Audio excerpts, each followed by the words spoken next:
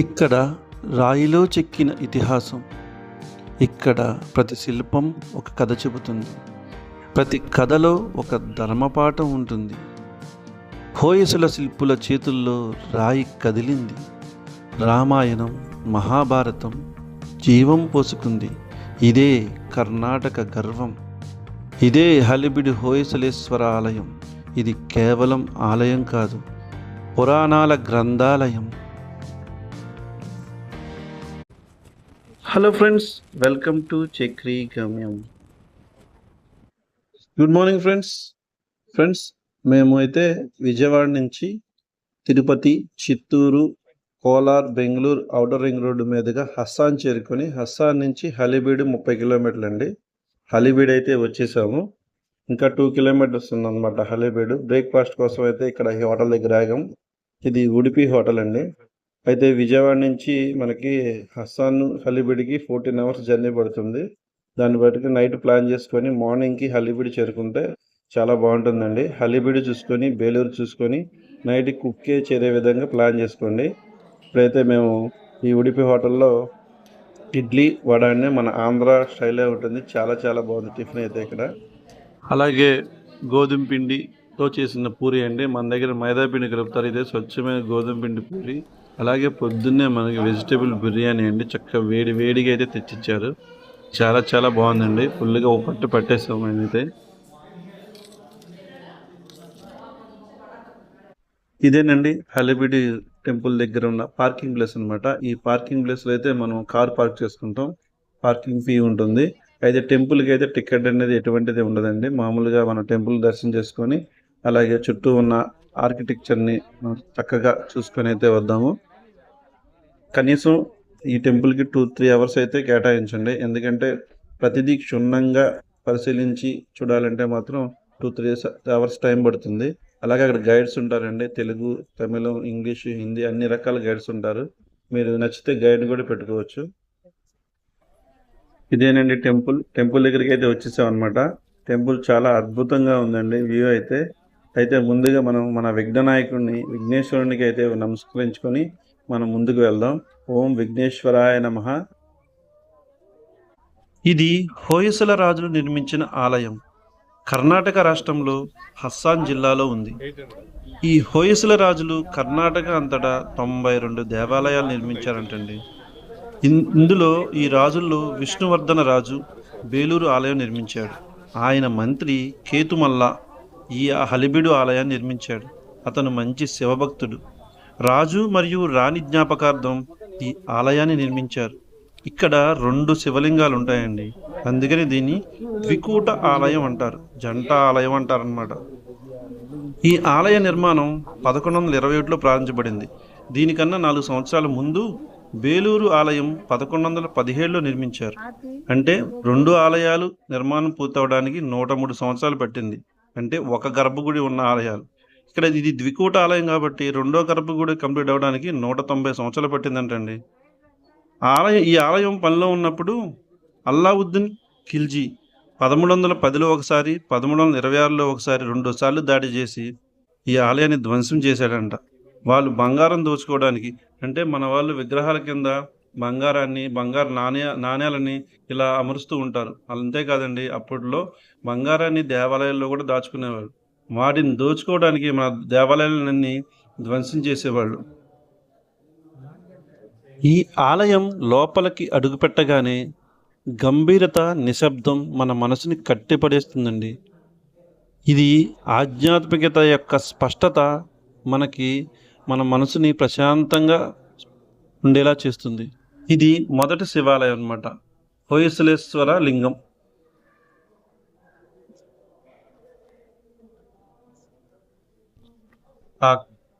ఇక్కడ నుంచి పక్కనే ఉన్న రాణిగారు ప్రతిష్ఠించిన లింగం శాంతలేశ్వర లింగం. ఈ 2 గుళ్ళు కూడా లోపల కనెక్ట్ అయి ఉంటాయి అన్నమాట. ఈ గుళ్ళో నుంచి ఆ గుళ్ళోకి వెళ్తుంటే చుట్టూ ఉన్న స్తంభాల మీద ఉన్న శిల్పాలు కానీ అవి కానీ చాలా మనసుకు ఆకట్టుకుంటాయండి. అలాగే ప్రతి శివలింగానికి ఎదురుగా ఒక మండపం, ఆ మండపంలో ఒక నంది. శిల్పకళకు చాలా జీవం ఉన్నట్లుగా చెక్కబడి ఉంటుందండి. అవి కూడా చూద్దాం మనం. ప్రతి శివలింగానికి ఎదురుగా ఇదే శాంతలేశ్వర లింగం. ఇది రాణి గారు ప్రతిష్ఠించిన లింగం అనమాట. దీని ఎదురుగా కూడా మనకి నందీశ్వరుడు ఉంటారు. అవి కూడా చాలా అద్భుతంగా చెక్కబడినవి. ఆలయం లోపల పైకప్పు ప్రతి కప్పులో కూడా చాలా అద్భుతంగా చిత్రీకరించారండి. అన్ని శిల్పాలు కూడా చెక్కబడి ఉన్నాయి. అలాగే అవి చూస్తుంటే ఆ విధమైన షేపు, ఆ కోణాలు ఏదో ఒక స్పేస్ షిప్ అక్కడ ల్యాండ్ అవ్వటానికి అనువుగా ఉన్నట్టు మనకు అనిపిస్తూ ఉంటుంది, పైకి ల్యాండ్ అవ్వటానికి. అలాగే కార్న్ అనమాట. కార్న్ పిల్లర్లో మూల మీద ఉన్న శిల్పాలు కూడా చాలా చాలా అద్భుతంగా చెక్కారండి. ఆ రోజుల్లోనే అలాంటి శిల్పులు ఇప్పటికి ఉంటే ఇలాంటి దేవాలయాలు ఎన్ని తయారయ్యేవో కానీ నాకైతే ఈ టెంపుల్ని ఆర్కిటెక్చర్ని చూస్తుంటే మాత్రం మతి పోతుందండి. చూసారా పిల్లలు ఎంత నున్నగా నునుపుగా ఉన్నాయో, మెరుస్తూ. దీపపు కాంతులు అయితే ఇంకెలా ఉంటుందో కానీ ఆ పిల్లలకు చూసారా ఏదో మిషన్తో చెక్కబడినట్టుగా చెక్కారు.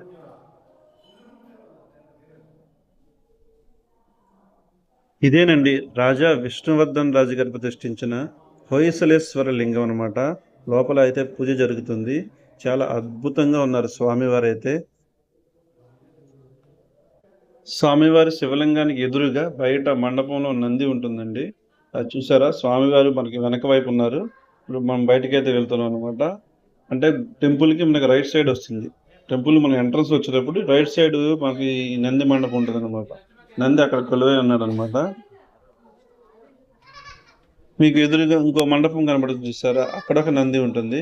అది శాంతలేశ్వర లింగం ఎదురుగా ఉన్న నంది అనమాట. మనమైతే గుడి లోపల నుంచి ఆ గర్భగుడికి అయితే వెళ్దాం.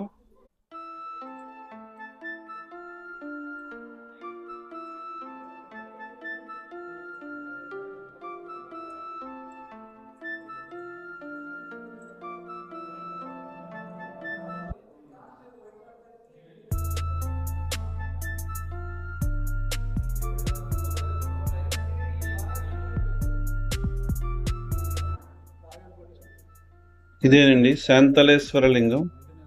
మనం అయితే ఈ రెండో లింగం అనమాట. ఇది రాణిగారి కోసం ప్రతిష్ఠించింది, రాణిగారి జ్ఞాపకార్థం రాణిగారు ప్రతిష్ఠించింది అనమాట. లోపలైతే చూద్దామండి. ఇక్కడైతే మన పంతులు గారు ఎవరు లేరు, అంతా పూజ అయిపోయింది అనమాట. ఇక్కడ ప్రశాంతంగా ఉంది వాతావరణం అయితే. పైన చూసారా పైకప్పు ఎంత అద్భుతంగా ఉందో చూసారా.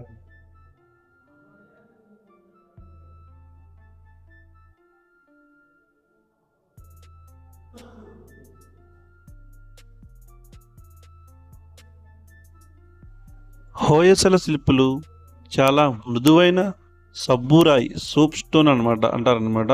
అది వాడారంటండి. అలాగే చిన్న చిన్న ఉక్కు పనిముట్లు, సంవత్సరాల అనుభవం, అపారమైన ఓపిక. ముందే మనసులో పూర్తి డిజైన్ చేసుకొని చెక్కేవారంట. ఒక చిన్న పొరపాటు జరిగిన మొత్తం శిల్పం పాడయ్యేది, అంత ఖచ్చితత్వం వాళ్ళకు ఉండేది.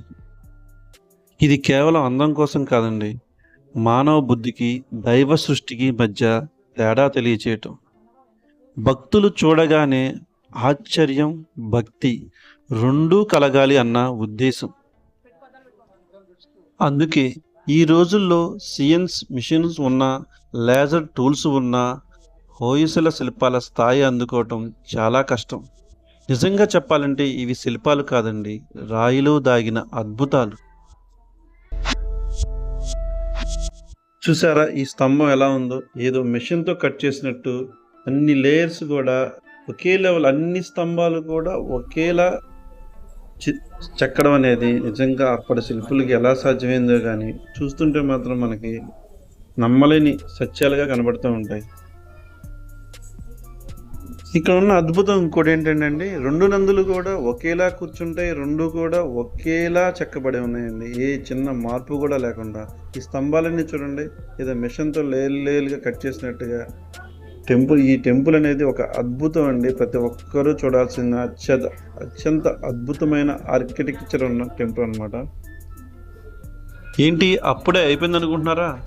కాదండి, మనం ఇప్పుడు టెంపుల్ చుట్టూ ఉన్న ఆ శిల్పాలు, వాటి కథలు కూడా తెలుసుకోవాలండి మనం. ఎందుకంటే మన రామాయణం, భారతం, భాగవతం ఇవన్నీ కూడా శిల్పాల రూపంలో చెక్కబడినవి. ఇక్కడ పుస్తకాల మీద రాయటం కాదు, చిత్రాల మీద చిత్రీకరించడం కాదండి, అన్నీ కూడా శిల్పాలతో చెక్కబడి ఉన్నాయి. అనేక పురాణ గాథలు ఉన్నాయి. వాటిలో కొన్నిటిని మచ్చుకు కొన్ని మనం తెలుసుకుందాము. అప్పుడే వీడియో మాత్రం అయిపోయిందని అనుకోకండి. చివరి వరకు ఖచ్చితంగా ఈ వీడియో అయితే చూడండి.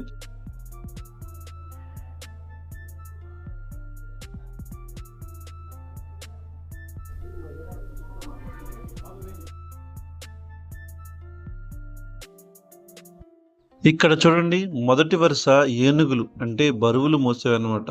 అంటే ఈ ఆలయ బరువును మొత్తం ఏనుగులు గరిష్టంగా మోస్తున్నట్టు. రెండవది ఈ ఆలయం చుట్టూ 1248 ఏనుగులు చెక్కారన్నమాట. అలాగే రెండో వరుసలో సింహాలు, మూడో వరుసలో పూల అధిరోహికులు, నాలుగో వరుసలో గుర్రాలు, ఇలా అన్నీ కూడా ఒక వరుస క్రమంలో మనకి చెక్కబడి ఉన్నాయండి. వీటి అర్థం ఏంటంటే ధర్మార్థ కామం పైన వచ్చేసరికి మీకు ఒక శిల్పాలు ఉంటాయి. ఆ తర్వాత మీకు కనిపించే ఆ వెంటిలేటర్లా కనబడుతుంది చూసారా, అవి మోక్షానికి ప్రతీకంట.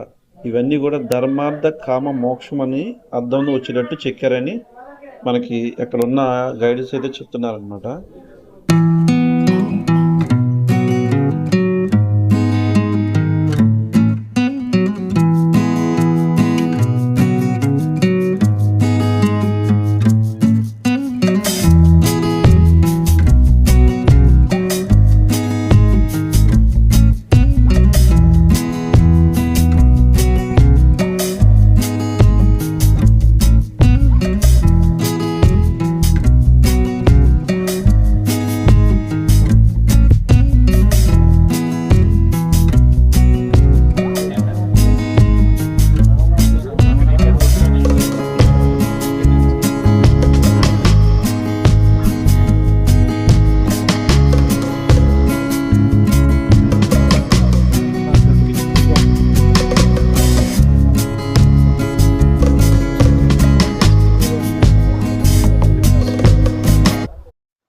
ఇక్కడ చూడండి, ఇక్కడ మన హిరణ్యకశిపుడు భక్త ప్రహ్లాదుడి స్టోరీ తెలుసు కదండి.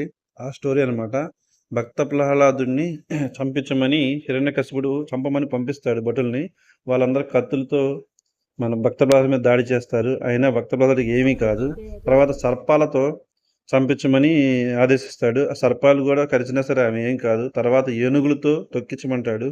అది జరిగిన మన భక్త ప్రహ్లాదుడికి అయితే ఏమీ కాదనమాట. నెక్స్ట్ మంటల్లో కాల్చేయమని చెప్తాడు. మంటల్లో నిలబెట్టినా సరే ఆయన విష్ణువు తలుచుకుంటూ ఉంటే ఆయనకి ఏమీ కాదనమాట భక్త ప్రహ్లాదుడికి. అంతటా భక్త ప్రహ్లాదుని అడుగుతాడు హిరణ్యకశిపుడు, మీ స్వామి ఎక్కడ ఉన్నాడని. స్వామి సర్వాంతర్యామి ఎక్కడైనా ఉంటాడని కానీ స్తంభంలో చూపిస్తాడు. ఆ స్తంభాన్ని పగలగొట్టగానే ఆ స్తంభంలో నుంచి నరసింహస్వామి వచ్చి ఇలా హిరణ్యకశిపుని చీల్చి చంపుతాడు అనమాట. ఇది ఈ వృత్తాంతం అంతా కూడా మనకి ఇక్కడ శిల్పాలతో అయితే చెక్కబడింది.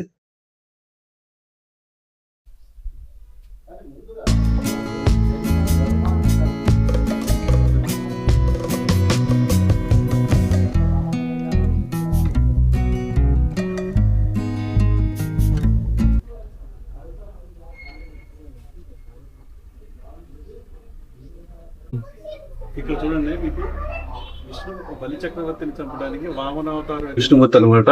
విష్ణుమూర్తి వచ్చి మన బలి చక్రవర్తి దగ్గర వరం పొందుతాడు. వరం పొందిన తర్వాత 3 అడుగులు భూమి అడుగుతాడు అనమాట. ఆ 3 అడుగుల భూమిలో 1 అడుగేమో వామనుడు దొక్కుతాడు. అంటే ముందు 2 అడుగులు ఎక్కడ వేసాడంటే, ఒకటి భూమి మీద వేసాడు, ఈ భూమాధం అనమాట. రెండోది ఆకాశం మీద వేసాడు. ఆకాశం పైన బ్రహ్మదేవుడు చూసారా, పాదపూజ చేస్తూ ఉంటాడు. 3వ కాలు ఎందుకు కనబడుతుందంటే వామనుడిని కాలుతో 3వ కాలుతో భూమిలోకి దక్కేశాడు అనమాట. ఇది తెలియజేస్తుంది మనకి. ఇది మన మహాభారతంలో కురుక్షేత్రానికి సంబంధించిన గుర్తేమో ఎలా గుర్తుపడతామంటే కర్ణుడిని. ఇక్కడ పక్షి ఉంటుంది జెండా. అలాగే ఇక్కడేమో అర్జునుడి వెనకాల ఆంజనేయ స్వామి ఉంటారు అనమాట రథం మీద. అర్జునుడు ఏంటంటే అక్షర తునీరం అంటారు ఈ ధనుసుని. దీని నుంచి ఎన్ని వేసినా సరే మల్టిపుల్ అవుతాయి అనమాట. ఆయన వేసింది మీకు 6 బాణాలు అయితే అవి ఇక్కడ 12 బాణాలకు వెళ్ళినాయి. తర్వాత 24 బాణాలకు వెళ్తాయి. ఇది మన కురుక్షేత్రంలో అర్జునుడికిను కర్ణుడికి జరిగిన యుద్ధం తలపిస్తుంది. ఈ కురుక్షేత్రంలోనే ఇక్కడికి వచ్చేసరికి మీరు చూడండి, భీముడు దుశ్శాసుడి నుంచి సంహరించిన తర్వాత అతను పేగులు తీసి ద్రౌపదికి ఇచ్చాడు. ఎందుకంటే ద్రౌపది దుశ్శాసుని ప్రతిజ్ఞ చేసింది, ఎప్పుడైతే దుశ్శాసుని చంపుతారో ఆ పేగుల రక్తంతో తన తలనీలాలు తడుపుకొని ముడి వేసుకుంటానని చెప్పింది అనమాట. అందుకని ఏం చేశాయంటే మన భీముడు చంపి ఆ పేగులు ఇచ్చిన తర్వాత ఆ రక్తంతో ఈ జుట్టు కురులని రక్తం తడిపింది. ఇది ఈ విషయాన్ని మనకి ఈ శిల్పాలు తెలియజేస్తాయి అన్నమాట. ఇప్పుడు మీరు ఇక్కడ చూస్తున్నారు కదా, ఇది పారిజాత అపహరణ అనమాట. అంటే శ్రీకృష్ణుడి సత్యభామ పైన ఉన్నది. శ్రీకృష్ణుడి సత్యభామ ఏమనుంటుందంటే పారిజాత పుష్పం అడుగుతుంది అనమాట. అప్పుడు శ్రీకృష్ణుడు సత్యభామను తీసుకుని ఇంద్రలోకం వెళ్తాడు. పారిజాత వృక్షం అనేది మనకి అక్కడ ఇంద్రలోకంలో ఉంటుంది. అక్కడికి తీసుకెళ్ళాడు. అక్కడ తీసుకెళ్తే ఆ సత్యభామ ఏం చేసిందంటే పారిజాత వృక్షాన్ని పట్టుకుంటే ఇంద్రుడు ఏమనుకున్నాడంటే వృక్షం మొత్తం తీసుకెళ్ళిపోతుందనేమని కంగారులో తన భార్యను తీసుకొని ఏనుగు మీద వస్తున్నాడు.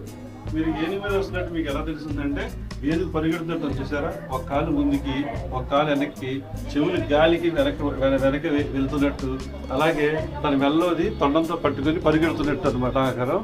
అలాగే వెనకాల ఉన్న ఇంద్రుని భార్య మనకి పరిగెత్తున్నప్పుడు సరిగ్గా కూర్చోలేదు కదా, గాల్లో ఎగిరి పడుతున్నట్టుగా మనకి అది తెలియజేస్తుంది అనమాట. ఆ శిల్పులు ఆ విధంగా మనం తెలియజేసేలా చెక్కారు. ఈ పక్కన చూసారా గజేంద్ర మోక్షం తెలియజేస్తుంది. అదేమిటంటే ఏనుగు మంచినీళ్ళ వాటర్ కోసం నీళ్ళ కోసం సరస్సులో దిగినప్పుడు ఆ రాక్షసునికి శాపం వల్ల ముసలి రూపంలో ఉంటుంది అక్కడ. ఆ మోక్షం ఎలా జరిగిందంటే ఆ ముసలి ఏనుగు కాలు పట్టుకున్నప్పుడు ఏనుగు విష్ణుమూర్తిని ప్రార్థిస్తుంది. అప్పుడు విష్ణుమూర్తి వచ్చి ఆ ఏనుగుని లో ఉన్న రాక్షస తత్వాన్ని చంపుతున్నాడు. పైన చూసారా రాక్షస తత్వాన్ని చంపుతున్నాడు. ఆ టైంలో ఆ రాక్షసి బయటికి వెళ్ళిపోతుంది అనమాట. మోక్షం పొంది బయటికి వెళ్ళిపోతూ విష్ణుమూర్తికి దండం పెట్టుకుంటుంది. ఇది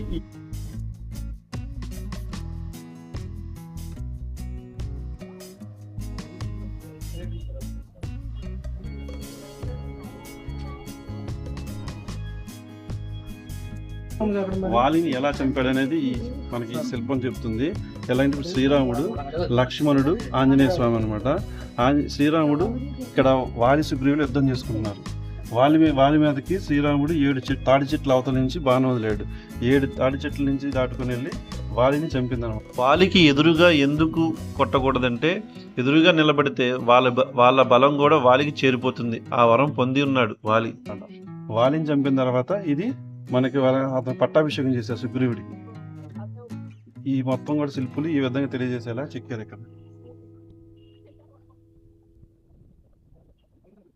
ఇక్కడ కురుక్షేత్రంలో పద్మ వ్యూహాన్ని మనకు వివరిస్తుంది అనమాట. అభిమన్యుడికి పడిన పద్మ వ్యూహాన్ని మనకు వివరిస్తుంది. ఇలాంటి కథలు, పురాణ కథలు ఎన్నెన్నో ఉన్నాయండి. చెప్పుకుంటూ పోతే చాలా ఉంటాయి. రండి ఒకసారి టెంపుల్ చుట్టూ స్పీడ్గా ఒక రౌండ్ వేసి వచ్చేద్దాం.